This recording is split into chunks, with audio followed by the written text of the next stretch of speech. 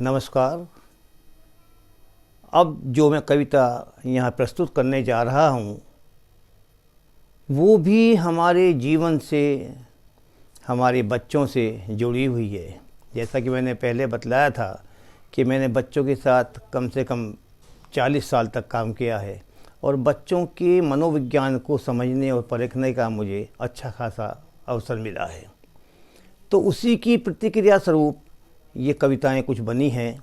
उनमें से मैं कविता यहाँ प्रस्तुत कर रहा हूँ, आप सुने। कविता का शीर्षक है अभाव ही अभाव। अभाव ही अभाव। कहते हैं सुनते हैं, कहते हैं सुनते हैं, बच्चे देश का भविष्य हैं।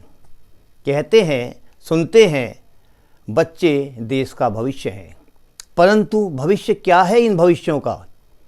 परंतु भविष्य क्या है इन भविष्यों का इस देश के जहाँ जन्मते ही मातृत्व का अभाव, जहाँ जन्मते ही मातृत्व का अभाव, दूध का अभाव, शिष्टाचार का अभाव, उचित शिक्षा का अभाव, और फिर जैसे तैसे बचपन से निकलकर तरुणाई का अभाव, और फिर जैसे तैसे निकलकर तरुणाई का अभाव, और फिर नया सिलसिला शुरू आजीविका का अभाव, और फिर नया सिलसिला शुरू आजीविका का अभाव, दिशा बोध का अभाव, और फिर अविराम गति से चलते रहने वाला अभावों का सिलसिला अभाव ही अभाव, और फिर अविराम गति से चलते रहने वाला अभावों का सिलसिला अभाव ही अभाव।